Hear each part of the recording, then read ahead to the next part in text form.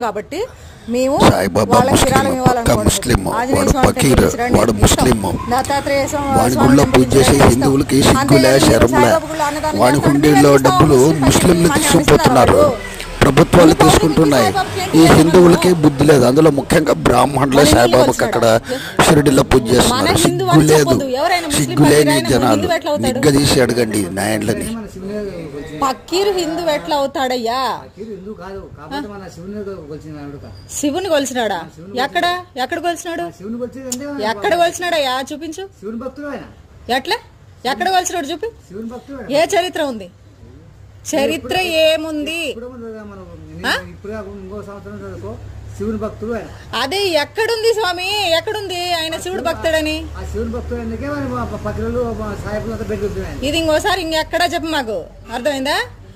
నువ్వు వీలైతే నిజం తెలుసుకొని హిందుత్వంలోకి వచ్చి హిందూ దేవుళ్ళు ఎవరు హిందూ గురువులు ఎవరు ఇది తెలుసుకొని నువ్వు బ్రతుకు అంతేగాని నువ్వు సాయిబాబా కూడా అన్నదానం చేస్తాను ఆయన శివుడిని కొలిసినాడు ఆయన హిందూ అంటే కుదరదు ఇండ్లకు కూడా రానియం మేము సాయి భక్తుల్ని అర్థమైందా భగవంతుడి లీలే తెలుసుకోండి అంతే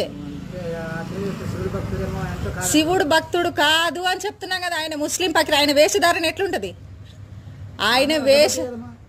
వేషధారణ ఎట్లుంటది అడ్డబొట్ట నిలువు బొట్ట కాదు వేషధారణ ఎట్లుంటది వారే ఆయన ఏ వస్త్రధారణ కట్టుకున్నాడు ఇండ్ల నుంచి అడుక్కుంటూ నెమలికలు ఇట్లా కొట్టుకుంటూ అడుక్కుంటూ పోతారు కదా పంచ కట్టుకొని అది ఆ పకీరు మరి ముస్లిం ఆయన హిందూ ఎట్లయినాడు ఆయన ఏం చెప్పినాడు అల్లానే దేవుడు అల్లానే మేలు చేస్తాండి అల్లానే నమ్మండి ఇదే కదా ఆయన చెప్పి చచ్చిపోయిండు మరి ఎట్లా హిందూ అయినాడు ఆయన సరే మీరు నమ్మితే మీరు నమ్మండి మాకు సంబంధం లేదు మారితే మారండి లేకపోతే మీ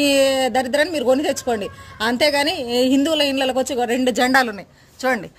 హిందువుల ఇండ్లకి వచ్చి మాత్రం సాయిబాబాకి అన్నదానం చేస్తున్నాము గుళ్ళో భజన కార్యక్రమాలు చేస్తున్నాము అని అంటే ఒక్క నయా పైసా అయ్యాం అదేందా వెళ్ళండి.